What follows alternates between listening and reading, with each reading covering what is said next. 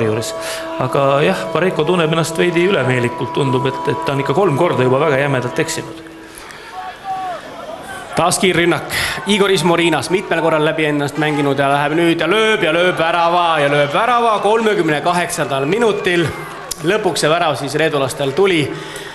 Ega kaua õnne peale püsi, kui ikka eksid tihti, siis tuleb ka karistus. Ja no see värav läheb ühelt poolt nagu parema kaitse arvele, aga teiselt poolt muidugi Pareiko väravvaht on kohustatud katma esimest nurka ja ta läks ikkagi praegu väga selgelt nagu afääri peale välja ja ootas, et ründaja nagu söödab, eks ole.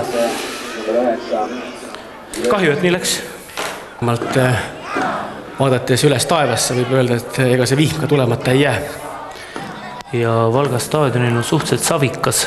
Ja Leedula taas ründab, Leedu lööb ja 2-0 on seis. Oi kui kahju. Rumalatest vigadest on nüüd lasknud Eesti meeskond initsiatiivi käest ja 2-0 on Leedu läinud Eesti vastu juhtima Balti turniiri avamängus. Ei ole hea algus Eesti meeskonnale.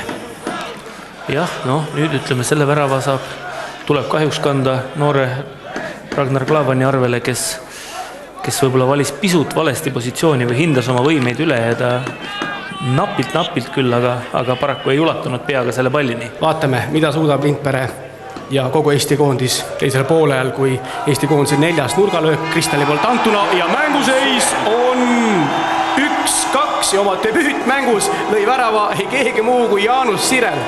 Neid mehi on vähe, kes on debüütmängus löönud värava. Üks nendeks meesteks on meie Eesti koondise vasakkaitse Urmas Rooba ja nüüd Jaanus Sirel kordas seda kangelastega. Kusjuures see oli väga ilus värav, et küllap nüüd korratakse ka. Sirel tuli nagu tagant sisse ja kogu see aeg, kui pall lendas, siis ta jooksis ja täpselt ühes hetkel neie palli ja Sireli teed ristusid ja 1-2, seda oli vaja.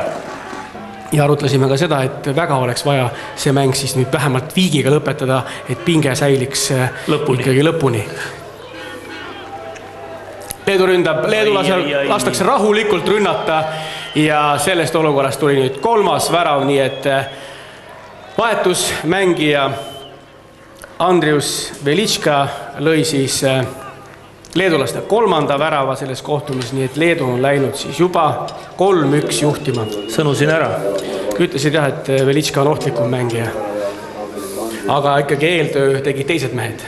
Vähemalt hea, et leedulane vastu käitus väga viisakalt ja kutsus siis ka Lindpere korrale, et rahune maha, et saame uuesti hästi läbi, kui Leedu ründab nüüd vasakult äärelt.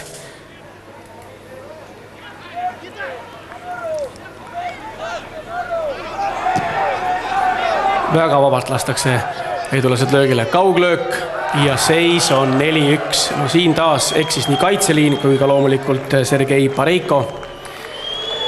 Nii et Leedu koondise peatreeneri Algimantas Ljubinskase vahetused on läinud 100% täkkesse, sest ka vahetusest väljakule tulnud Josip Kornovas lõi nüüd värava. Ja oleme siis jäänud koguni 3 väravaga kaotusseisu 4-1 juhib Leedu meeskond. 0-0 1-1 viiki ja ühe korra sõprusmängus Lätis 0-0 viiki ja see oli selle Roman Ubakivi treeneri perioodi. Ja nüüd tuli ka 5. värav. Nüüd tuli ka Leedu koondise 5. värav 90. mänguminutil, nii et Eesti koondise mäng on teisel poolel täiesti lagunenud. Edgar Jasnauskis lõpuks avas väravate arve Leedu koondises. Esimesele poole lõi väravad vend, nüüd suutis ka ta ise.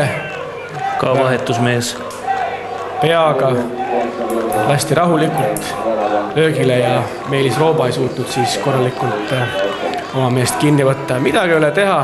Sergei Pareiko, kellel tänane mäng Eesti koondises on 4, tegi siis suhteliselt ebaõnnestunud mängu 5 väravat kodus Leedu vastu. See on ilmselgelt palju.